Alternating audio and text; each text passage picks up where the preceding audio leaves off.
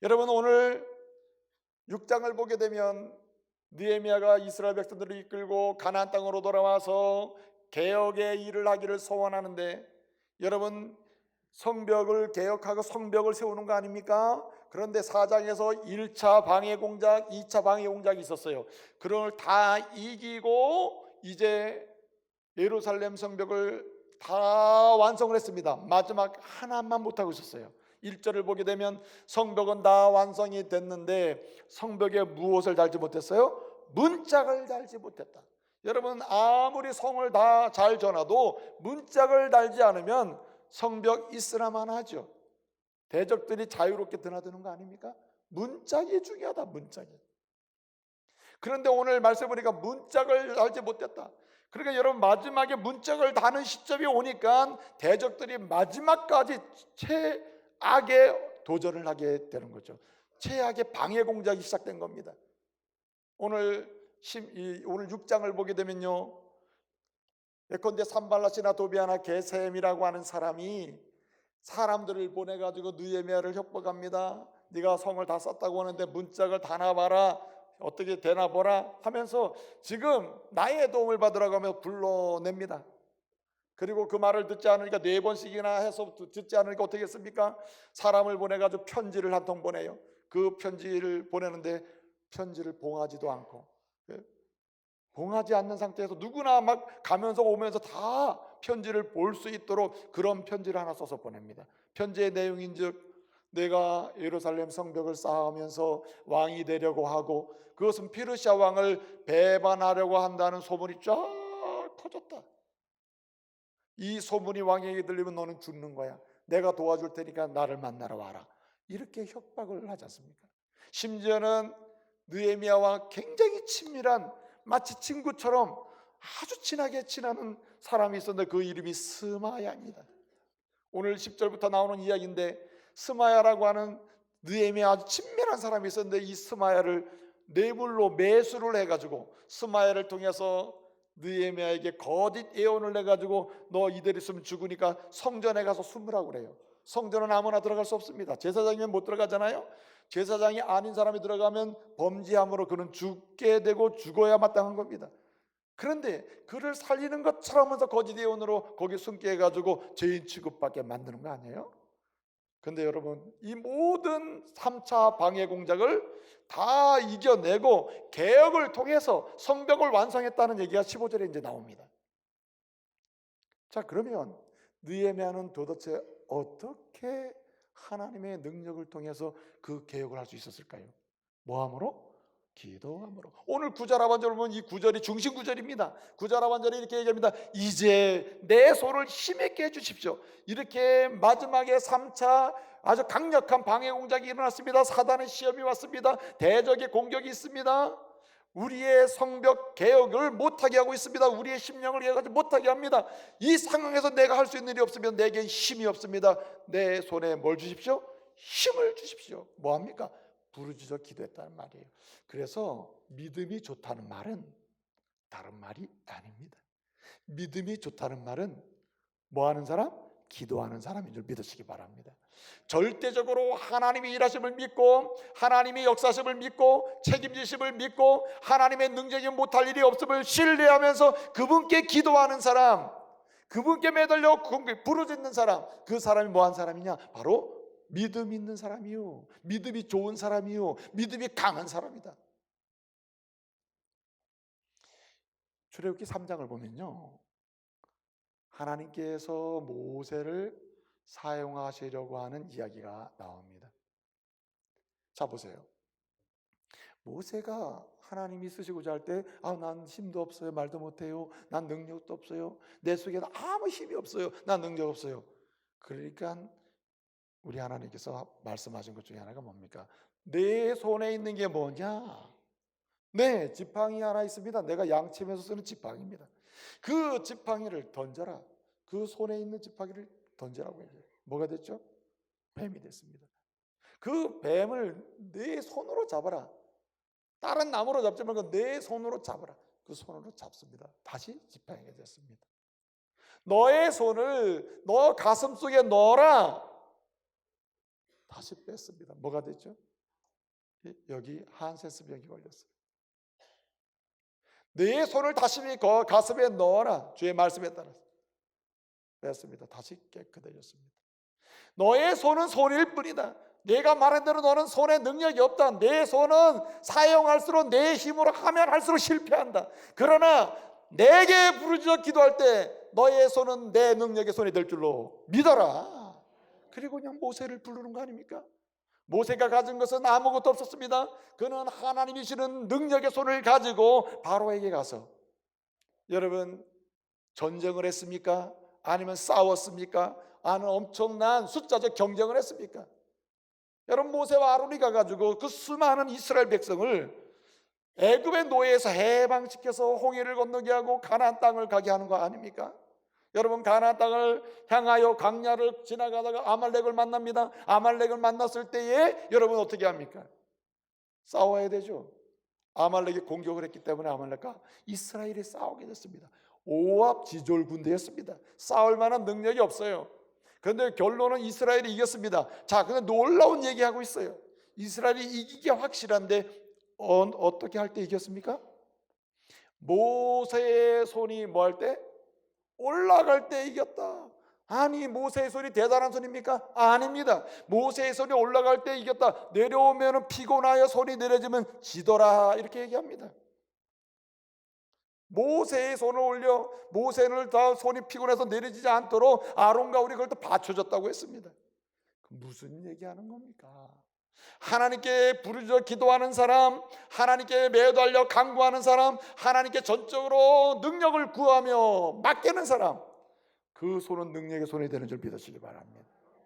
여러분, 손이라고 하는 말은 히브리어로 야드라고 하는데, 이 손이라고 하는 말은요, 성경에 특별히 구약성에 1800번 정도 나와요. 1800번 정도 나오는데 3분의 1 정도는 그냥 육신의 손을 가리키는 말로 쓰이고, 성경에서 손이라는 말이 쓸 때는 육신의 손을 가리키는 말로 쓰는 것보다 3분의 2가 능력, 권세, 통치, 지배, 역사, 이런 의미로 쓰입니다. 그런데 이 야드라고 하는 손이라는 말이 나올 때마다, 능력이 나타나고 역사가 나타났다는 말이 나올 때마다 이 손이 무슨 손이냐? 내 손이 아니라 주님께 부르짖어 간구하여 주의 능력이 온 손임을 믿으시기 바랍니다. 여러분, 우리 손은 평범합니다. 칼빈의 손이나 우리 손이나 같아요. 루터의 손이나 우리 손이 같아요. 느헤미야의 손이나 내 손이 같습니다. 그러나 여러분, 그들은 이랬으나 우리는 무능해요. 왜 그럴까? 여러분, 말씀을 붙들고 기도하는 손은 하나님의 능력의 손이 됨을 믿으시기 바랍니다. 누가 가정을 변화시킬 수 있습니까? 저는 아까 모두에 말씀드렸어요. 아버지의 권위를 가지고, 남편의 힘을 가지고 이래라 저래라 말도 하고 교훈도 하고 온갖 모든 걸 다 해봐도 안 바뀝니다. 저도 안 바뀌어요. 저도 아내가 뭐 여러 가지 얘기를 해줘도, 그렇게 좋은 얘기 해줘도 안 바뀝니다. 일단 마음이 안 바뀌어, 마음이. 그러나 여러분, 놀라운 사실, 이 저의 경험이에요.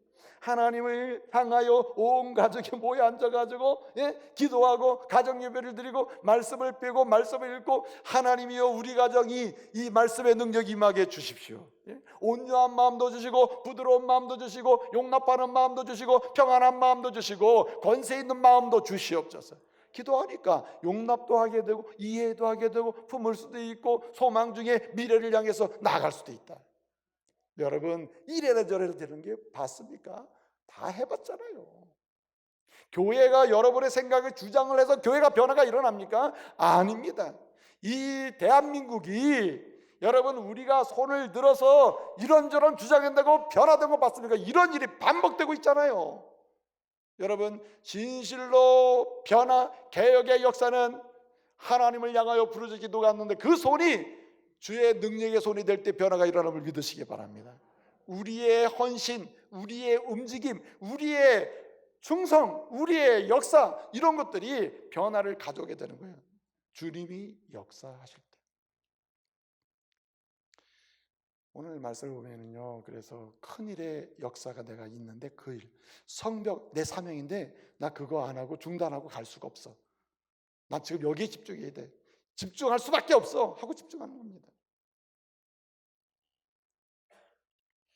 여러분, 오늘 여기 말씀을 보면 오노 평지로 나오라 그래요. 오노라고 하는 장소는 어떤 곳이냐면 사마리아라는 동네하고 그 지역하고 블레셋 땅을 느헤미야에서는 아수르 제국이 붙여준 이름이 아스돗인데요. 블레셋을 아스돗이라고 부르거든요. 그 아스돗하고 사마리아 사이에 있는 마을, 그 마을 중에 하나가 오노라는 마을입니다. 오노. 역대상 8장 12절을 보게 되면 엘발이라고 하는 사람의 세 아들이 있었는데 세 아들이 만든 마을 중에 하나가 뭐냐면 오노라고 하는 마을이에요. 그는 이스라엘, 당시의 이스라엘 유다 땅과는 상관없이 블레셋 땅과 사마리아 땅 사이에 있는 안전지대입니다. 객관적으로는 거기 하면 죽을 일이 없어요. 거기는 전쟁터도 아니에요. 거기는 사마리아 사람과 이스라엘 사람이 싸우는 것도 아닙니다. 거기는 안전지대에 속해요. 오노라는 말이 원래 뜻이 힘이 있다는 뜻입니다. 강력하다 이런 뜻입니다. 그러니까 지역이 강력한 곳이니까 어떻습니까? 안전하다는 의미가 있는 거예요. 여러분, 오늘 이 세상은 우리를 불러냅니다. 하나님이 주신 사명이나 직분이나 내 할 일에 대해서 충성하고 있는 사람을 불러내요. 가정에 충성한 사람을 밖으로 불러내요. 신앙에 충성한 사람을 신앙 밖으로 불러내요. 하나님과 친밀하게 교제하는 교제의 삶에 집중하는 사람을 불러내서 세상과 교류하게 만들어. 어떤 곳으로? 오노로. 오노는 어떤 곳? 평안한 곳, 안락한 곳, 편리한 곳, 이런 것의 상징입니다. 세상은 우리를 끊임없이 재미있는 곳으로 불러내요. 안락한 곳으로 불러내요. 여러분, 잠언 1장 32절 말씀 보게 되면 어리석은 자의 태보는 자기를 죽이고 미련한 자의 안일함은 자기를 멸망시킨다, 이렇게 말씀하고 있습니다. 잠언 6장 7절 이하를 보면 이런 말씀이 나와요. 게으른 자여, 내가 언제까지 자겠으며 언제 일어나겠느냐? 좀 더 자자, 좀 더 졸자, 좀 더 눕자 하는 자들아, 당신에게 곰핍이 강도처럼 공구함이 군사처럼 임할 줄 모르느냐? 여러분, 한번 그렇게 온으로 불려나가면 끝장나는 거예요. 근데 여러분, 기도할 때 우리로 하여금 여기는 오노지만 눈에는 오노지만 실제로는 죽는 곳이구나, 마찬가지 아닙니까? 만약에 느헤미야가 오노로 회담하자 해서 갔다면 객관적으로는 안전한 곳, 평안한 곳, 힘 있는 곳이니까 문제 없어요. 가면은 어떻게 됩니까? 죽는 겁니다. 오늘 이 시대에 그렇게 불러내는 것을 어떻게 우리가 알 수 있습니까? 오히려 불러내는 것을 확인하고 오히려 내 사명에 집중할 수 있는 힘이 언제 나와요? 주님을 향하여 부르실 때 구별을 할 수 있는 거죠. 여러분, 사람은 아무리 어려워도 힘들어도 삶이 너무나 공고해도 뭔 잊지 말아야 되느냐? 내가 집중해야 될 사명, 내가 집중해야 될 일, 내가 인생을 살면서 놓지 말아야 될 그 일에 집중하는 일을 놓지 말아야 할 줄로 믿으시기 바랍니다. 그렇습니다, 여러분. 하나님께 기도하는 사람은 사명에 집중할 수 있기 때문에 여기저기 오노라고 하는 현장에서 아무리 불러내도 가지 않는다 이거예요. 이겨낼 수 있는 것입니다. 사랑하는 성도 여러분, 자녀들이 집중이 안 됩니까? 가정에 이상하게 집중이 안 돼요? 뭔가 손에 안 잡혀요? 집중할 일이 없다고 생각이 듭니까? 하나님을 향하여 저와 여러분이 내 가정과 교회와 삶과 내 자신을 위해서 지속적으로 부르짖는 사람 되시기 바랍니다. 무슨 일이 일어나요? 집중할 수 있는 사명이 보여. 집중할 수 있는 일터가 보이고 집중할 수 있는 내 역할, 책임이 보인다. 책임이. 또 한 가지 여기 말씀 보게 되면요, 오늘 5절에서 10절, 9절까지를 보게 되면 여기는 굉장히 중요한 문제가 나오는데 한마디로 이야기하면 이제 협박하는 편지 아닙니까? 내가 왕을 배반하고 내가 왕이 되려고 한다.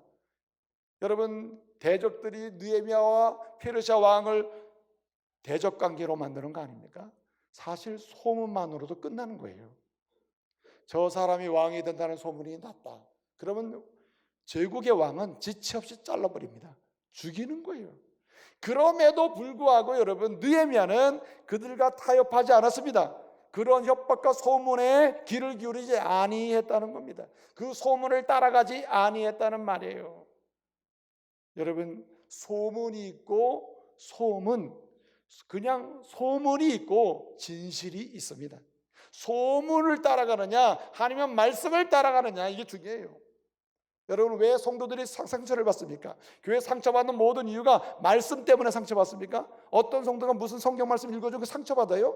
목사님이 이 말씀 때문에 상처받습니까? 아니죠. 뭐 때문에 상처받습니까? 소문 때문이 아니에요. 헛소문, 유언비어 때문에 그러는 거 아닙니까? 우리가 흔히 페이크 뉴스 때문에 그런 거 아니에요. 가짜 뉴스 때문에 상처도 받고 분노도 하고 정죄도 할 수도 있는 거 아니에요. 그런데 오늘 여러분 말씀합니다. 하나님을 향하여 부르짖는 사람에게 주시는 힘이 무엇인가? 그 힘은 결단력인데 뭘 결단합니까? 나는 소문을 듣지 아니하리라. 나는 말씀을 들으리라. 나는 거짓 정보를 듣지 아니하리라. 나는 진실을 들으리라. 결단하게 된다 이 말이에요. 결단. 오늘 여기 느헤미야가 말해요. 내가 모반한다고 하는 소문, 페르시아 제국을 반역한다는 소문, 이 소문이 나면요 대부분의 사람은 달려갑니다. 이 문제 빨리빨리 해결해야지. 빨리빨리 해결해야지. 이 문제를 해결해 줄 수 있고 소문을 차단시켜 줄 수 있는 사람을 찾아가요.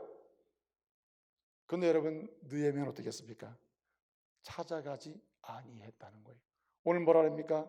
8절에 보면 이것은 지어낸 것이고 없는 일이라. 나는 그 소리를 듣지 않는다. 그 소문을 듣지 않는, 내가 들으려고 하는 것은 하나님의 소리다. 그리고 9절에 뭐라 합니까? 주여 제 손에 힘을 주십시오. 여러분, 주님의 소리를 듣고 소문을 잘라버리는 사람, 거짓된 소리를 먼저 듣지 아니하고 말씀을 먼저 묵상하는 사람, 그 사람은 어떤 사람이? 기도하는 사람이다. 기도하는 사람은 먼저 말씀의 소리를 귀 기울여 듣게 되기 때문에 여러분, 결단력 있게 일을 하게 된다는 거예요. 그래서 여러분, 성도들은 유언비어, 거짓된 이야기, 그냥 확실하지 않는 소문들을 듣는 걸 좋아하면 안 돼요.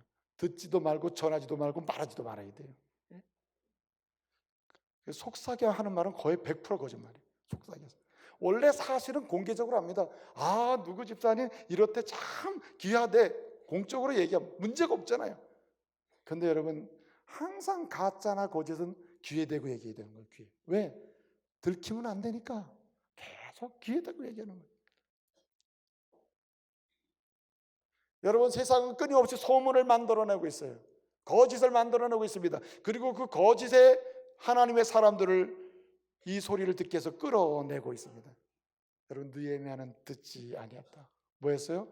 죽음은 죽으리라. 사실 왕을 반역한다는 말은 느헤미야 왕과 대조인데 이건 죽은 것 같아요. 이 문제를 해결해야 되는데 그는 이 문제를 해결하지 않았어요. 이것은 거짓이다. 하나님이 만왕의 왕이시며 페르시아 왕보다 높은 분이 하나님이시다. 그 하나님이 진리를 알고 진실을 아시고 하나님이 모든 진실대로 진리대로 움직이신다. 그리고 진리를 따라가는 거예요. 그리고 어떻게 됩니까? 느헤미야가 개혁의 선두주자가 되는 것 아닙니까? 그래서 여러분, 하나님의 사람들은 어떤 이야기를 들을 때 항상 이런 말을 생각해야 됩니다. 이게 하나님이 말씀하시는 말씀과 좀 일치가 되나? 말씀을 따라가나? 아니면 말씀의 열매가 있는 것인가 따라가야 됩니다. 사실은요, 결단할 때마다 항상 진리를 따라 결정해야 되는데 소문을 듣지 않는 것인데, 그럴 때마다 여러분, 이게 거짓된 이야기인지 거짓된 예언인지 거짓된 말인지 어떻게 합니까? 이거 말씀을 따라가야 되는 거거든요. 또 한 가지, 오늘 여기 10절부터 14절을 보게 되면 굉장히 중요한 이야기가 나옵니다. 하나님께 부르짖어 기도하는 사람에게 무슨 힘을 주시는가? 분별하는 능력을 주심을 믿으시기 바랍니다. 오늘 여러분, 스마야가 예언을 합니다. 너는 오늘 밤에 죽을 수도 있어. 밤에 그들이 너를 죽이러 올 수 있어. 죽이러 올 거야. 그러니까 너 빨리 성전에 숨어. 성전에 숨으면 너 살 수 있어. 성전에 숨고 너 문 걸어 잠궈. 여러분, 그 당시의 성전에, 성소에 여러분, 제사장 위에는 들어갈 수가 없습니다. 제사장 위에 누군가 들어가면 죽는 거예요. 죄인이 되는 겁니다. 그런데 여러분, 이 말씀이 어때요? 하나님 말씀과는 안 맞잖아요. 그렇죠? 분별이 생긴다. 기도하는 사람에게 하나님은 말씀에 관심을 갖게 하십니다. 기도하는 사람에게는 욕심을 약화시켜 주세요. 욕심을 잉태하지 않게 만들어 주십니다. 기도하는 사람은 하나님이 지키심을 믿게 해 주셔요. 그러기 때문에 뭐가 생깁니까? 분별이 생기는. 이건 정욕으로 가게 만드는구나. 이것은 하나님을 잊지 못하게 만드는 것이구나. 이것은 하나님의 말씀과 일치가 안 되는 것이구나. 하나님 말씀에 열매가 없는 것이구나. 이렇게 분별하게 만들어준다. 뭐 하는 사람? 기도하는 사람. 시와 때를 따라 기도하시는 어르신들이 있어요. 그 어르신들 말씀을 들어보면 이건 뭐 세상에서 얻을 수 없는 경륜이 있습니다. 지혜가 있어요. 지혜가. 분별력이 있습니다. 일반적으로 얻을 수 없는 분별력이 있어요. 왜 그럴까? 기도하는 종들에게 주님은 지혜를 주시기 때문입니다. 여러분, 어떤 주인이, 하나님을 잘 섬기는 주인이 종과 함께 여행을 갔답니다. 아들을 하나 있는 아들을 집에 남겨두고 여행을 갔대요. 세계 여행을 갔다가만 이 주인이 죽을 병에 걸린 겁니다. 집에도 돌아가지 못하고 죽게 생겼습니다. 그러니까 유언을 해야 되는데 이거 뭐 종한테 말로 유언해봐야 바꾸면 그만 아니에요? 그러니까 종이 한 장에다가 유언을 썼습니다. 종에게 얘기하면 종을 세워놓고 씁니다. 잘 봐라. 나의 모든 재산은 누구한테? 종 너에게 준다. 그러니까 종이 너무너무 좋아하는 거. 그래도 주인은 날 생각해 주는구나. 이 죽는 마당에 나만 생각해 주는구나. 너무 좋아했어요. 그리고 내 집에 있는 내 아들에게는 재산 중에 딱 하나만 가질 것 하고 딱 썼습니다. 그리고 그냥 죽은 거예요. 장사를 잘 지내고 이 종이 너무 좋은 거예요. 모든 재산은 내 것인데 그냥 그 중에 하나만 아들이 가지라 했으니까 그냥 달려가가지고 아들한테, 아드님, 주인께서 돌아가시면 이렇게 유언장을 남겼으면 여기 보십시오. 모든 걸 다 저에게 주셨습니다. 아들이 막 실망이 돼가지고, 우리 아버지는 객재 가서 죽으시면서 어떻게 종한테 다 주고 나한테는 그 중에 하나만 가지라 했는가. 그래가지고 이 문서를 가지고 그 시대의 지혜로운 랍비한테 찾아갔어요. 랍비님, 내가 너무너무 억울해서 이걸 가지고 해석 좀 하려고 왔습니다. 우리 아버지가 돌아가시면 이럴 수가 있습니까? 모든 재산은 종에게, 그리고 나에게는 재산 중에 하나만 가지라고 했습니다. 너무 억울합니다. 찾을 수 있는 방법이 없습니까? 랍비가 웃으면서, 당신의 아버지는 기도하는 사람이요. 그게 무슨 말입니까? 이 내용을 보니 지혜로운 사람이요. 이 지혜는 하나님이 주신 지혜요. 사람에게 나올 수가 없네. 무슨 말입니까? 모든 것은 당신의 종에게 줘라. 주라 해서 다 줘야 된다. 다 줘라. 그리고 당신은 당신의 종을 소유로 삼아라. 아직 이해가 안 되면 집에 가서 입을 뒤집으시고 웃으시기 바랍니다. 여러분, 마태복음 10장 16절 보면 이런 말씀이 있습니다. 뱀처럼 지혜롭고 비둘기처럼 순결하라고 했습니다. 이 시대를 개혁하는 길은 폭력이 아니고, 이 시대를 개혁하고 가정을 개혁하고 교회를 세우고 하나님의 새로움을 맛보게 하는 방식은, 여러분, 개혁의 방식은 어떻게 해야 됩니까? 비둘기처럼 순결하고 뱀처럼 지혜로워야 돼요. 뭐 할 때 지혜가 나옵니까? 기도할 때. 기도하지 않는 사람은 이런 지혜를 맛볼 수가 없어요. 그래서 싸우는 겁니다. 가정 잘 되게 하려고 하다가 싸우는 거 아니에요? 교회를 잘 세우려고 하다가 싸우는 거 아닙니까? 이 나라를 잘 되게 하려고 하다가 싸우는 거 아니에요? 지혜가 안 나와. 지혜가, 뱀 같은 지혜가 안 나와요. 뱀 같은 지혜는 그리스도인에게, 비둘 같은 순결함은 그리스도인에게 나와요. 뭐 하는 사람? 기도하는 사람이에요. 다시 한번 말씀을 붙들고 기도하는 자리가 회복되시기를 말씀으로 축복합니다. 그런 사람이 위대한 리더십이 돼요. 위대한 정치가가 돼요. 위대한 하나님의 종이 될 줄로 믿으시기 바랍니다.